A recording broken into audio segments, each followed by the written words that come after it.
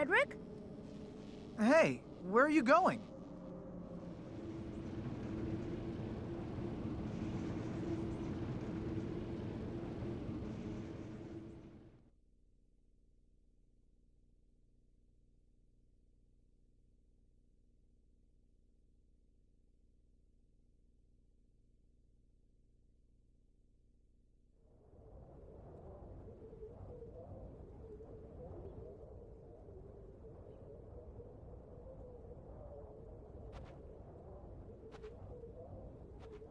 When a man's consciousness is fading away, he will find, without fail, that he comes face to face with his own soul and must challenge it.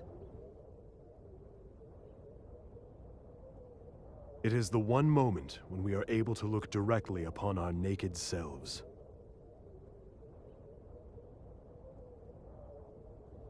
I no longer have any doubt in my mind that, for me, that time has now come. Don't you all understand?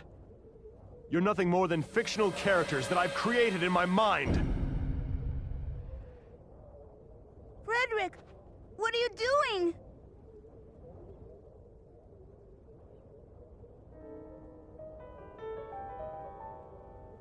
When I am defeated in this battle, a truth will be born in this world, and a fleeting dream will transform, slowly filling with color. And only when this ordeal is finally overcome, will my soul at last be allowed to leave my physical body. Then let us test it! Whether whether my spirit can become a lance, capable of piercing through every one of you. We'll see if I'm truly such a weak human being. This entire world is my dream. I will not let you destroy it. What's the matter? Don't you have any backbone?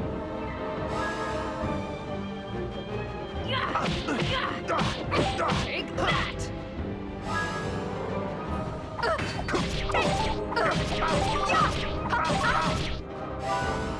Applaudissements soniques!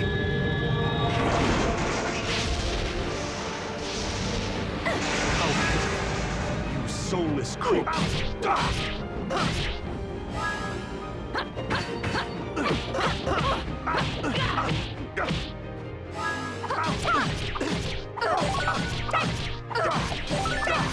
Can you see the point of my sword?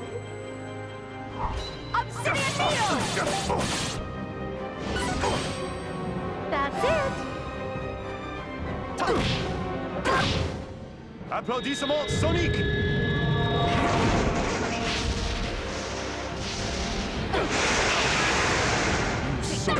Take that!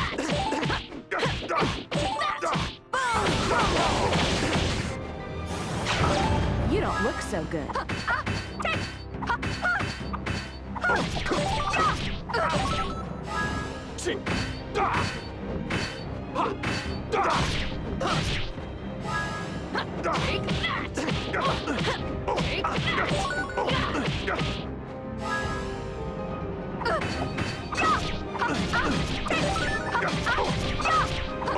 Let's see how you do.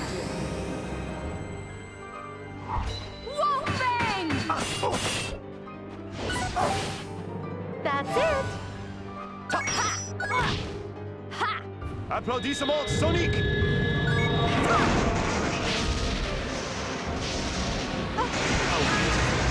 You soulless creatures! Take that! Take that!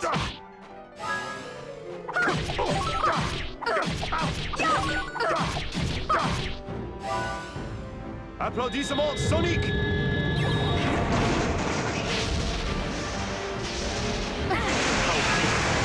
You soulless creatures!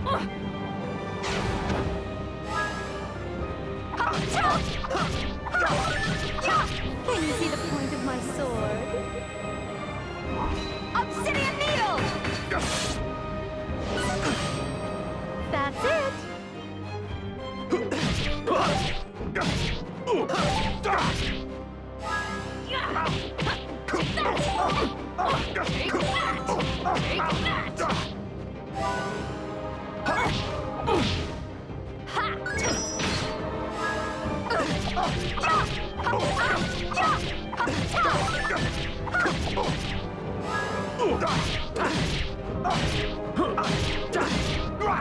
Burn away to nothing.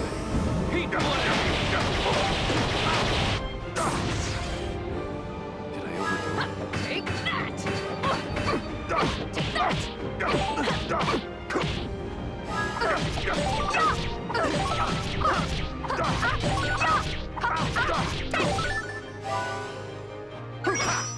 No good. Orzel Biali! How pitiful.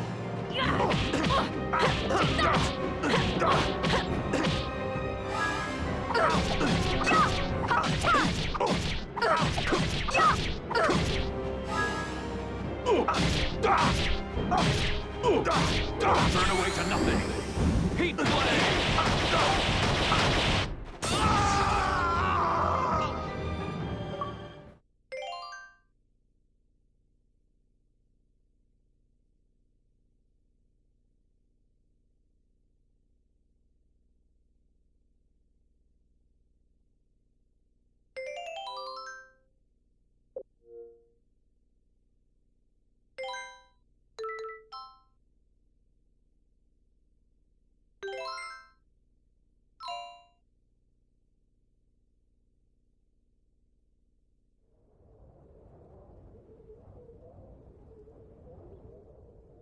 I was not able to defeat you.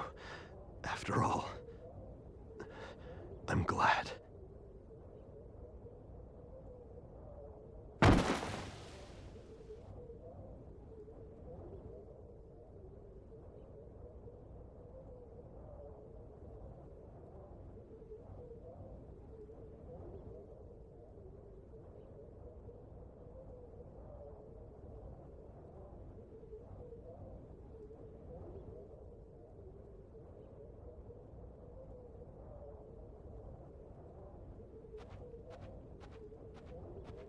Polka? Stay back.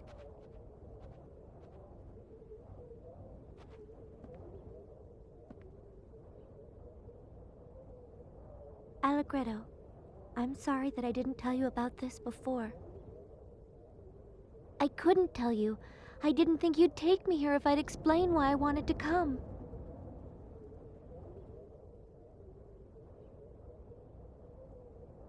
You see, I remembered.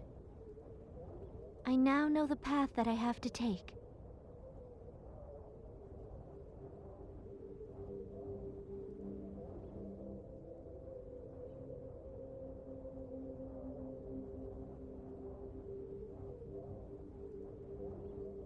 The sea. You will jump into the sea. Oh, Mom, I can finally see what your kindness was always hiding from me. Mom, you were the one who blurred all my memories, weren't you? No. The reason I couldn't remember was because I didn't want to worry you, Mom. I guess I was subconsciously hiding them away inside myself, behind the dark clouds that hung over my own feelings.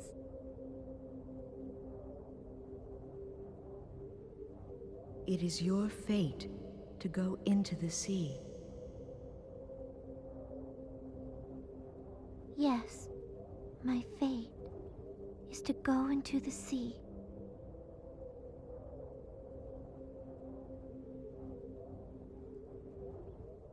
We lived our lives looking away from what was too difficult to face.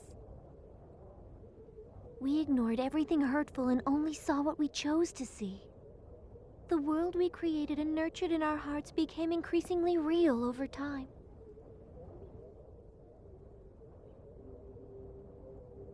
Eventually, it became so real that it clouded our eyes and hid the small truths that were all around us. Just like the shining of the stars is blotted out by the glare of the city lights. And to think it was part of my own memories.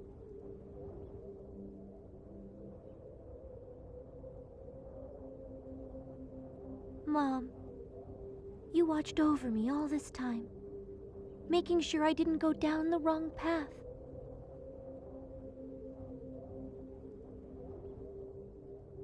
But after I left home, after I left you, I realized something. I realized that all this time you were guiding me down the wrong path. Because of your love for me as your daughter.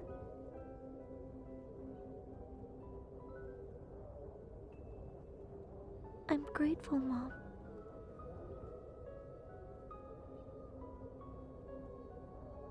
But still, you have to realize one day that water doesn't necessarily always flow downhill. It can sometimes become a high tide and surge up into the past, pushing a small stone upstream. This is the right path for me, and at the end of it, there lies a fate I cannot escape.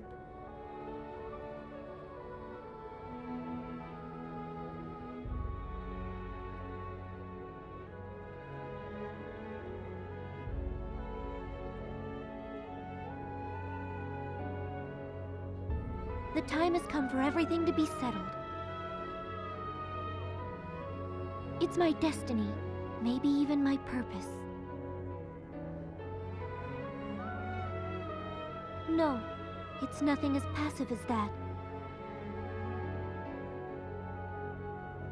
It's something I have to decide for myself, all on my own, right now. Polka, wait!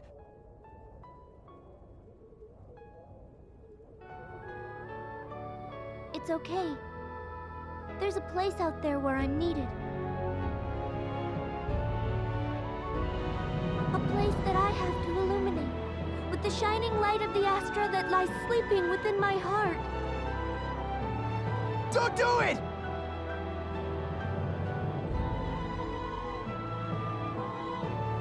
I must do this. And it's for the person who means the most to me. My life is nothing compared to his. Doing this is easy if it's for him.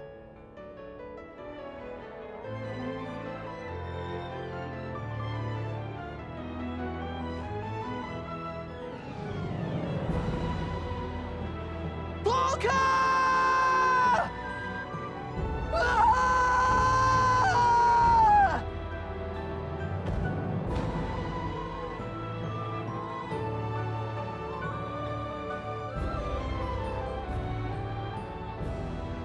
Why couldn't I do anything? What should I have done for her?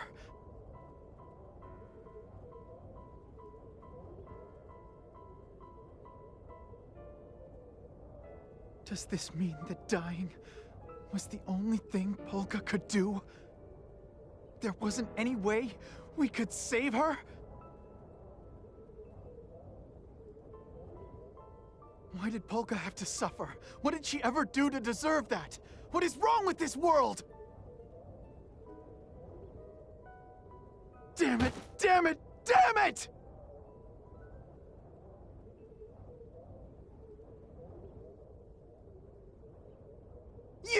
You come barging into our world without asking, and now you leave just because you feel like it!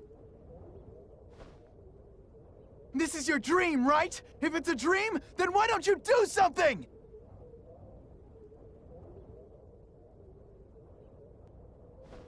Please. You have to do something.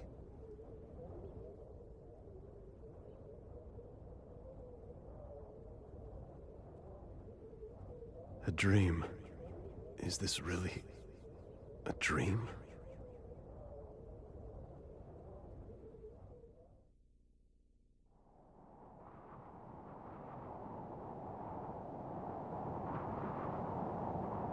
Thank you, everyone. I know it didn't last very long, but really, this was the best time I've ever had in my life.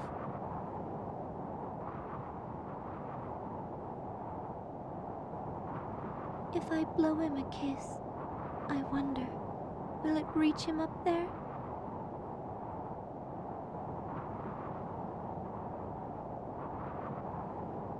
I hope so. I really do.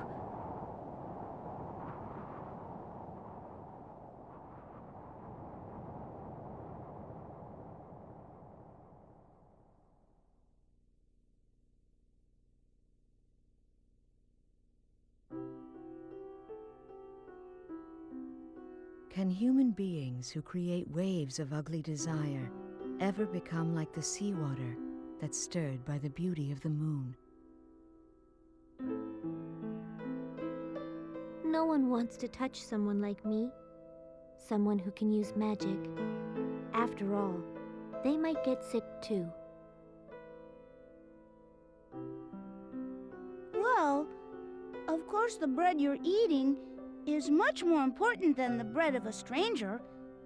Huh? Wait. How is it any different?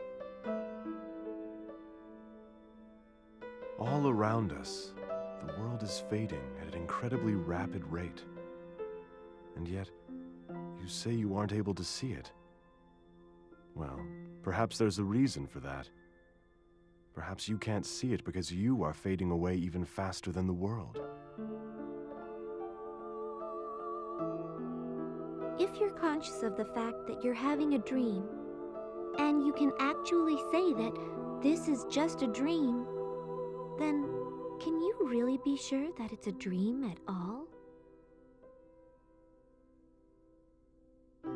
Can a picture taken through a bent piece of glass called a lens really accurately reflect what happens at a single moment in time? It seems to me that your eyes would have to be pretty bent themselves for that to be possible. Something that people think is useful but can actually be harmful in the long run? Well, the only thing I can think of right now is mineral powder. But I'm sure there are lots of other things out there. Maybe if you think about it for a while, you can come up with some things that I don't know about. I think that everyone knows deep down that some things that might seem useful to us right now could actually be hiding a danger to the future.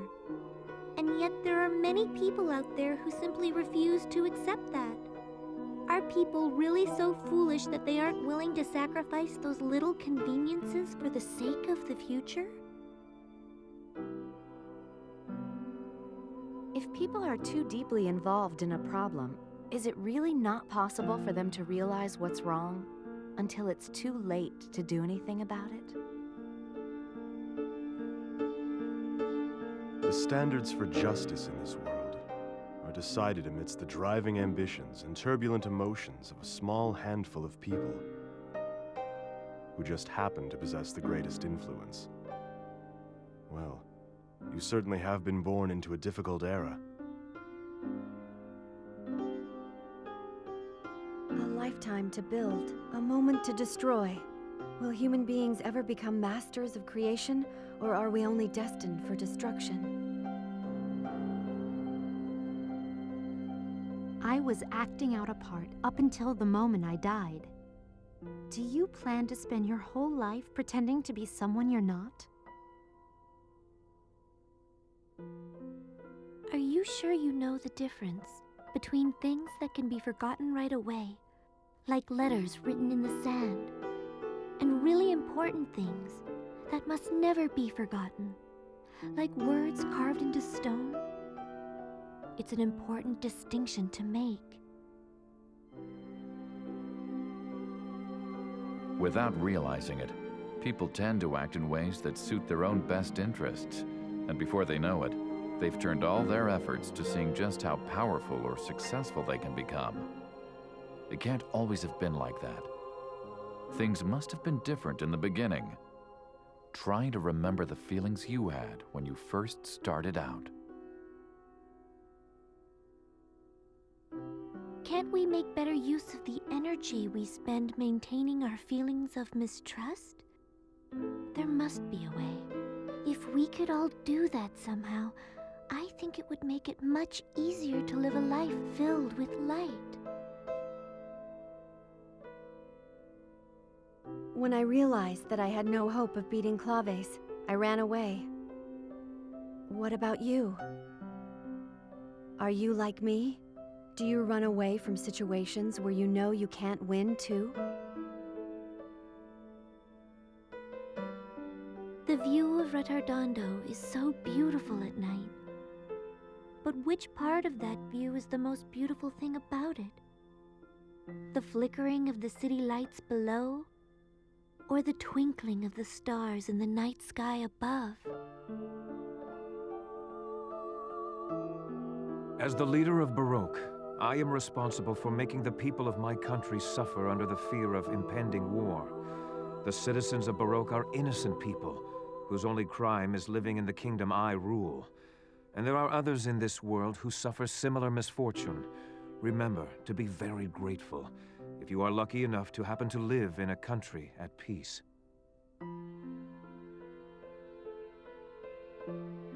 I believe that the future holds infinite hope for all of us.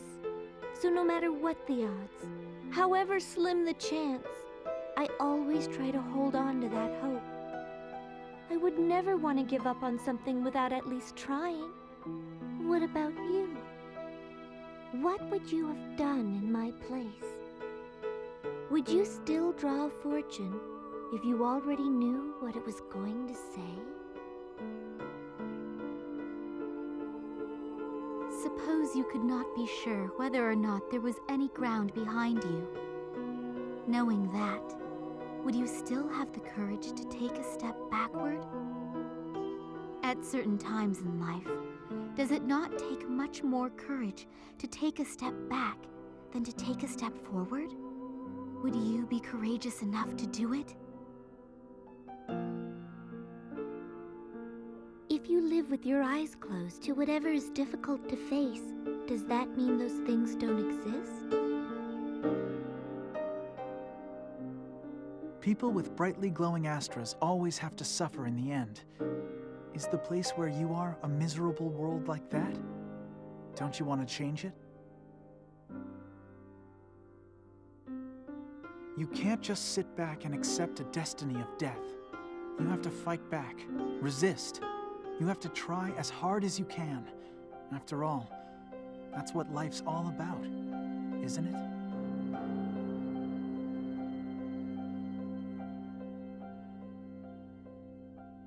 You can give up when it's really, truly, absolutely the very end. Until then, you gotta try and do whatever you can. I guarantee that you still have time. That's right. You still have time. Absolutely. Now is when it really begins. Just take a moment to steady yourself. I know what it feels like to have a future filled with doubt. To feel overwhelmed. To think it's all over. To want to give up on everything. But there's no use just thinking about it. You can't hesitate. You need to act upon it.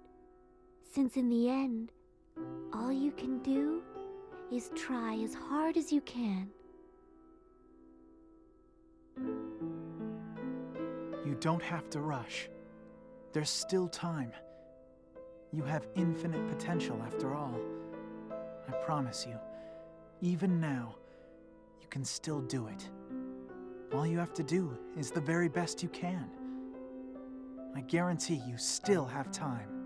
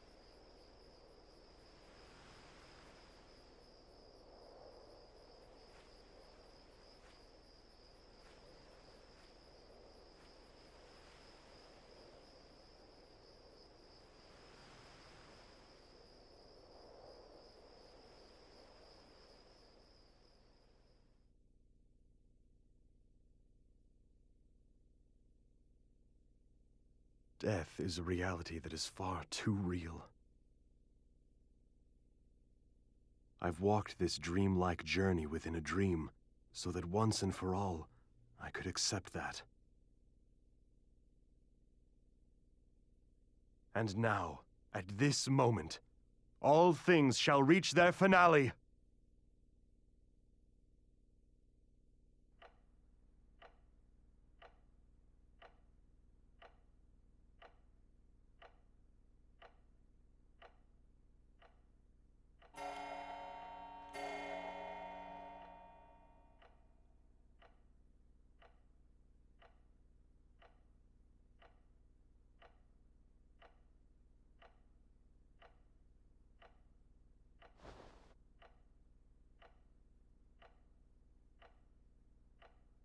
Mr. Chopin's time of death, 2 o'clock in the morning.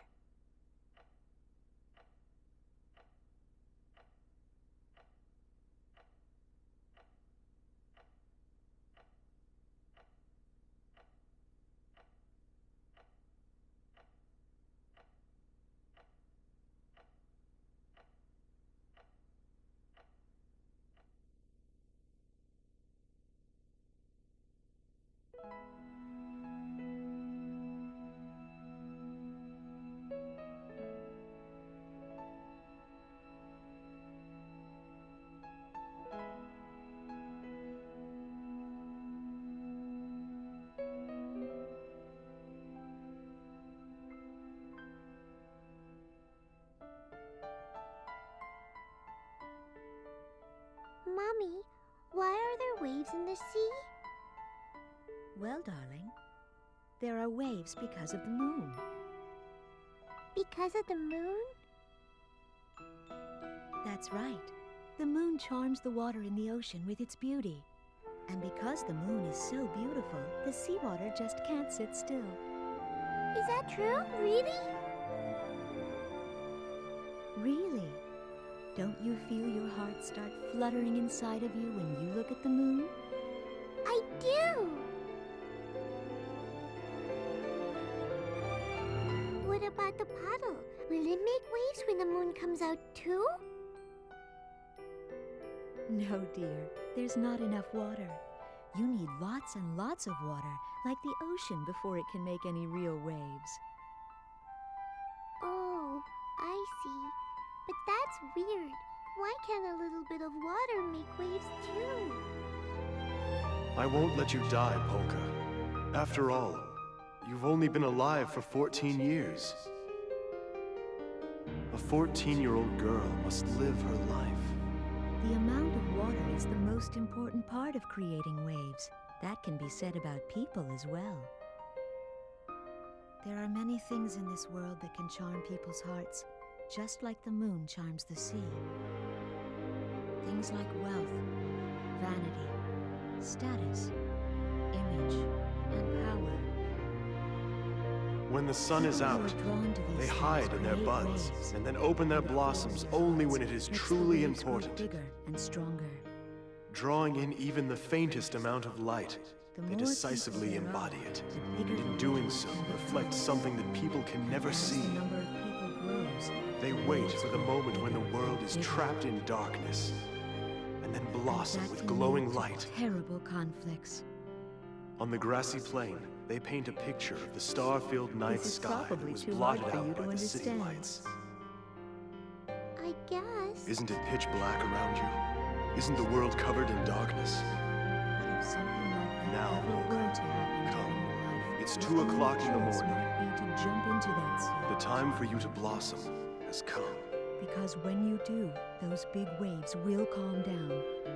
Do you remember? It may be You said it was up to me difficult at times, whether but I if you wanted to try call your them best, Heaven's Mirror you'll bring joy to the Death person Lights. who means the most to you.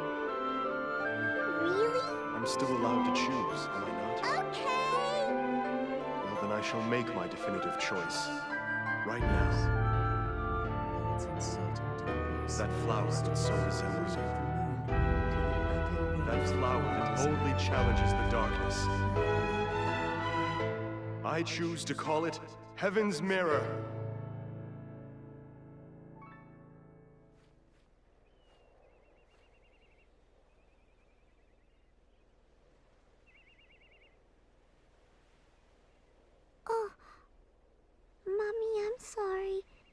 but I think someone's calling me.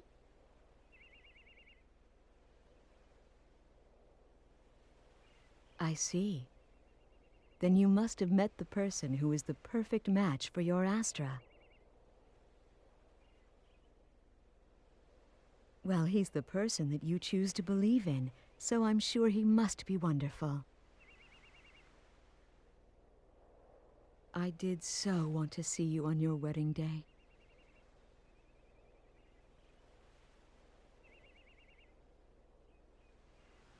But now, I suppose the only thing I can do for you is to tell you this.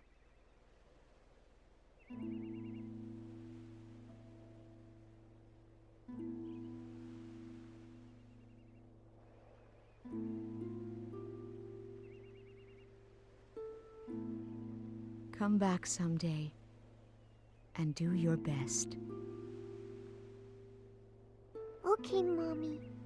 I'll see you later then.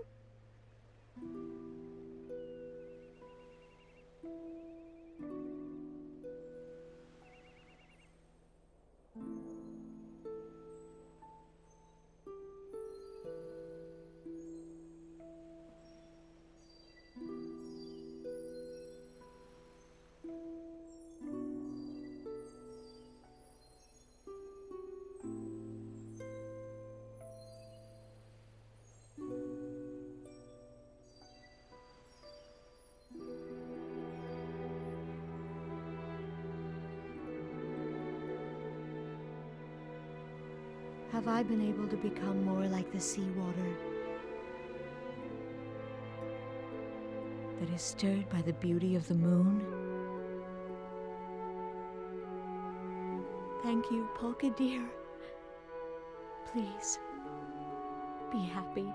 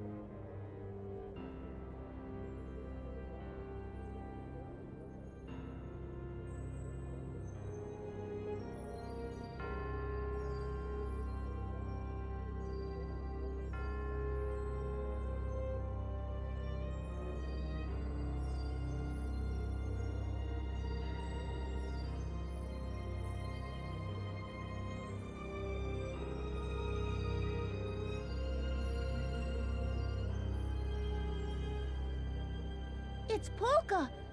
She's glowing!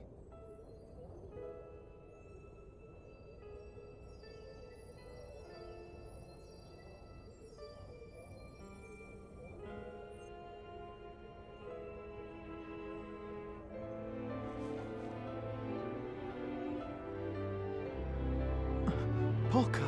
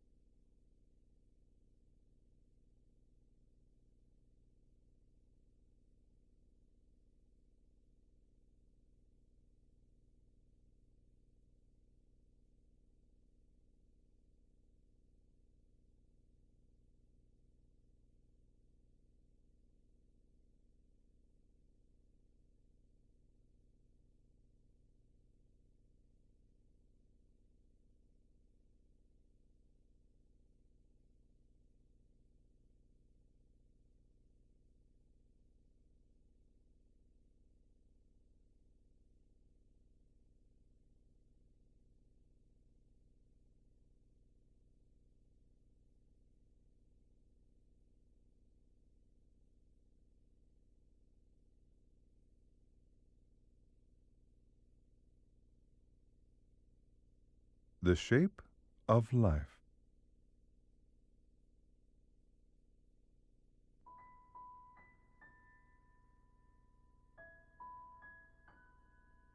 One day, the caterpillar asked the snail, "Mr. Snail, you know many things. Could you tell me what kind of shape is the shape of life?"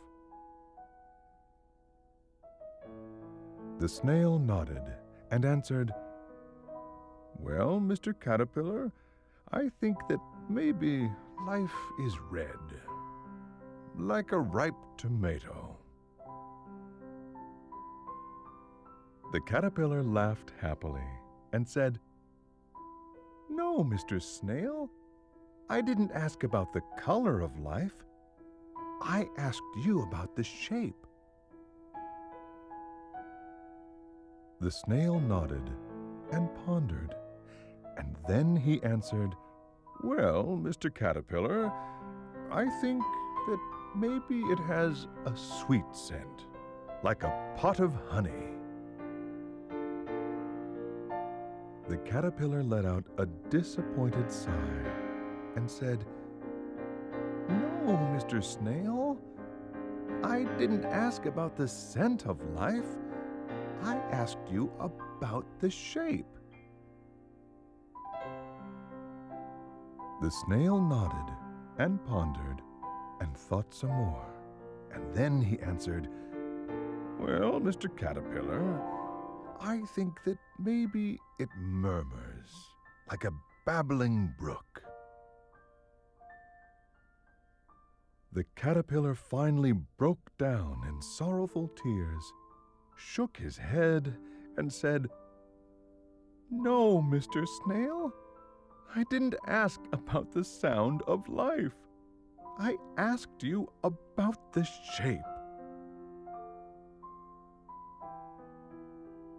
The snail nodded and pondered, and at long last he finally answered, "Well, Mr. Caterpillar, I think that maybe it has a sharp, sweet flavor, like a juicy cherry." Losing his patience, the caterpillar grew very angry and said, "If you don't want to answer me, then fine. I'm not going to ask you any more, Mr. Snail. Goodbye." And with that, the caterpillar turned around and went home. When he was gone, the snail nodded and said, "Oh, Mr. Caterpillar, you already knew the answer. Happiness, disappointment, sorrow, anger.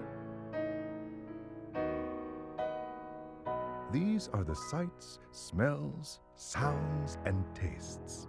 Life can take on many different shapes.